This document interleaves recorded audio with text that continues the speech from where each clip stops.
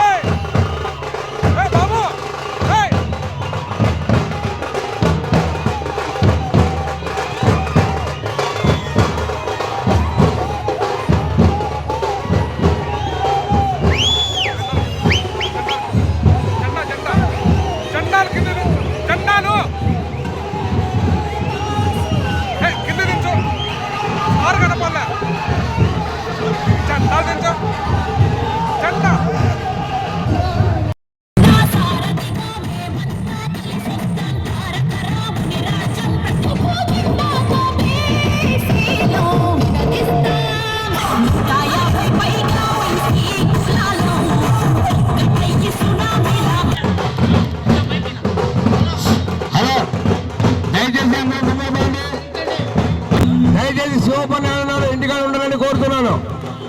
శంకర్ నాయక్ శివపన్న కాదు, నువ్వు చెప్పేసారు బయట బాబా. చాలా బెచ్చలు ఉంటున్నాయి పెరుగులు.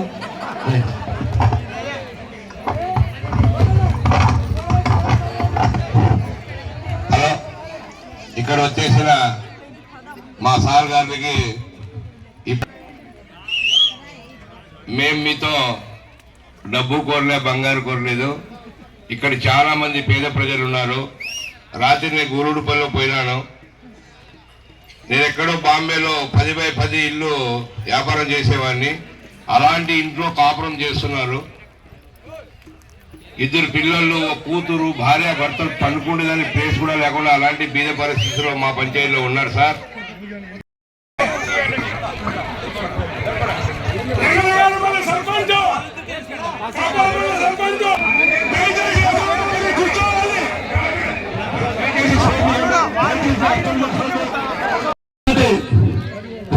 సంవత్సరంలో జన్మభూమి కార్యక్రమం స్టార్ట్ అయింది. ఓడిసి మండలంలో అల్లాపల్లి స్టార్ట్ చేశాం. నా బిడ్డ ఒకే ఒక కొడుకు. ఆ రోజున ఇంజక్షన్ వికటించి సెయింట్ జాన్స్ హాస్పిటల్ చేర్పించాం. ఐసీయూ ఉన్నారు.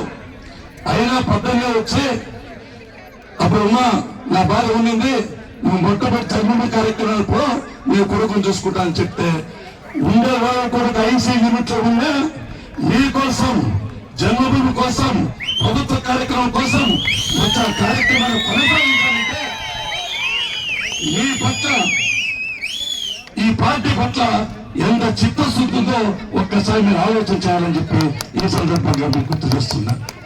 అంటే నా కుటుంబం కంటే, నా కొడుకుల కంటే మీరే నిన్నగా భావించాలని చెప్పి సందర్భం గుర్తు చేస్తున్నా.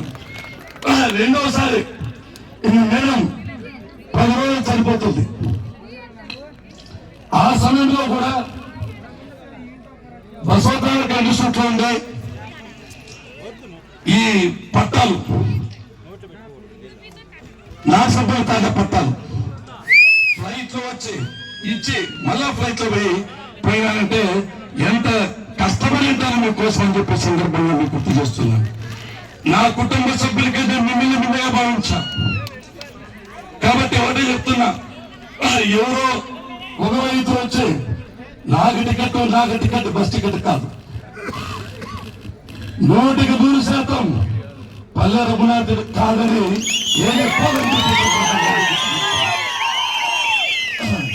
బీసీలు అంటే నేను లేకపోతే కిష్టప్ప గారు ఉన్నారు. ఎవరో ఎక్కడో వచ్చి వాళ్ళ ముక్కుల్లో తెలుసా, వాళ్ళ క్యారెక్టర్ తెలుసా, మీ ముఖాలు చూసారా, పోనీ ఎన్ని మండలాలు ఉన్నాయి తెలుసా, ఎన్ని గ్రామ పంచాయతీ తెలుసా, ఎన్ని ఎంపీ ఉన్నాయి తెలుసా. కాబట్టి ఎటువంటి పరిస్థితుల్లో కూడా ఎవరైనా పిల్లలు చేస్తే సహించే ప్రసక్తి లేదని చెప్పి ఈ సందర్భం గుర్తిస్తున్నాను.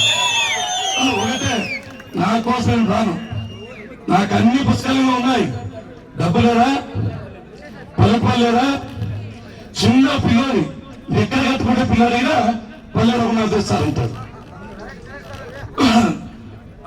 తెలుసు నేను నాకేం కావాలా, ఈ దాని మీద కష్టపడాలా, రాజమండ్రి ఉండొచ్చు కదా, ఫ్రీగా ఉండొచ్చు కదా, ఓ మహేశ్వరి సామ్రాజ్యం ఉంది నాకు, నీకు తెలుసు కదా.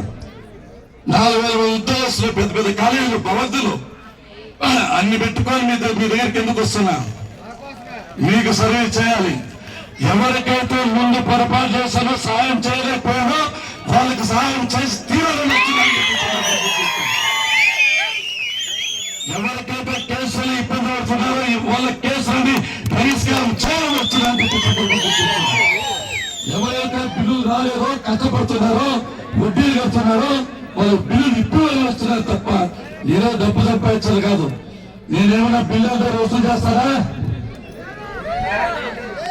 పోయి భూదండం చేస్తారా? పరిశీలన లేవట్లు తీసుకుంటారా? ఇచ్చే తప్ప తీసుకునే అలవాటు నా ఇంట వంట లేదని చెప్పి సందర్భంగా తీసుకున్నా. ఈ సభలో మేము అడుగుతున్నా, పల్లె రఘునాథ్ రెడ్డి ఈసారి పోటీ చేయాలి, ఎమ్మెల్యే కావాలని వచ్చి చెప్పండి. చంద్రబాబు గారు చెప్తారా? నమ్మమంటారా?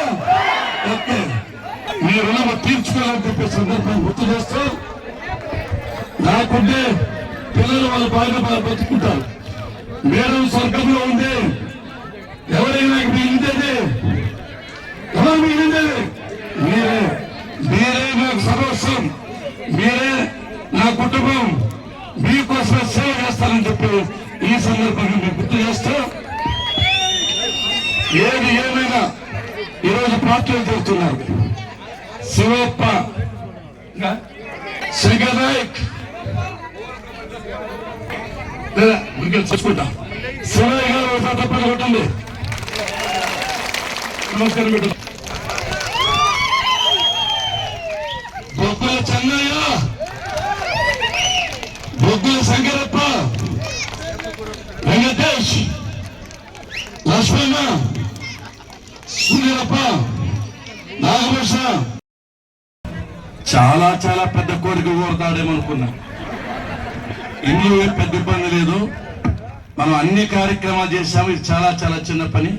తప్పకుండా మీరు ఎన్ని ఇండ్లు అడిగితే అన్ని తప్పకుండా ప్రభుత్వం వస్తే శాంక్షన్ చేపిస్తామని చెప్పి అదే పెద్ద విషయం కాదు. తప్పకుండా పెడబల్లిలో మొదటిసారి మెజార్టీ రాలా, తర్వాత 2014లో మెజార్టీ దాటి మళ్ళీ 850 వచ్చాయంటే ఈ నాయకుల యొక్క కృషి. కాబట్టి అదేవిధంగా ఇప్పుడు ఇటువంటి నాయకులంతా గొప్ప నాయకులు చేరుతున్నారు. మీరు వేరే విధంగా కాదు, మీరు కూడా మా కుటుంబ సభ్యులే. మీకు అన్ని విధాలుగా సంపూర్ణ సహాయ సహకారం ఇస్తాం, మంచి గౌరవాన్ని ఇస్తాం.